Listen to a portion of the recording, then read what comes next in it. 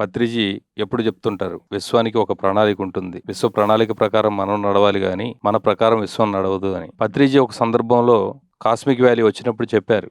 PMC అనేది మనం ప్రపంచంలోకి వెళ్ళడానికి ఇది ఒక మాధ్యమం. దీని ద్వారానే మనం ప్రపంచం అంతా వెళ్తాం అని చెప్పారు. నన్ను సపోర్ట్ చేయమని కూడా చెప్పలేదు ఆ రోజు. ఈ రోజున అంటే సమయం వచ్చింది. అది విశ్వ ప్రణాళిక అని నేను నమ్ముతున్నా. అది పత్రిజీ పిలుపుగా భావించి నేను అడిగిన వెంటనే నాకు డైరెక్టర్ అక్కర్లేదు, నేను పని చేస్తాను, నేను అనుకుంటున్నాను నన్ను ఎవరు పిలవాలి. అంతకు ముందే నేను అనుకున్నాను, డిసైడ్ అయ్యా పిఎంసికి సపోర్ట్ చేయాలి అని నేను లోపల అనుకొని నేను డిసైడ్ అయిపోయా. వాళ్ళు నన్ను పిలిచేది ఏంటి, నేనే చేద్దామని. ఇప్పుడు పిలుపు వచ్చింది, ఉండి అఫీషియల్ గా వర్క్ చేయండి. విశ్వవ్యాప్తం చేయడంలో ప్రతి ఒక్కరూ మనం కష్టపడదాం. పత్రిజీ కలలు కన్నటువంటి భూమండలం అంతా 800 కోట్ల మంది బుద్ధుళ్ళు కావాలి, ప్రతి జంతువు రక్షించబడాలి అనే లక్ష్యాన్ని మనం చేరువ చేసి మనం ఆ ధ్యాన జగత్, శాకాహార జగత్, పిరమిడ్ జగత్కి మనం అందరం కష్టపడి మరి ఇష్టంగా ఈ పని చేద్దాం. తప్పకుండా నా వంతు బాధ్యత నేను నిర్వహిస్తానని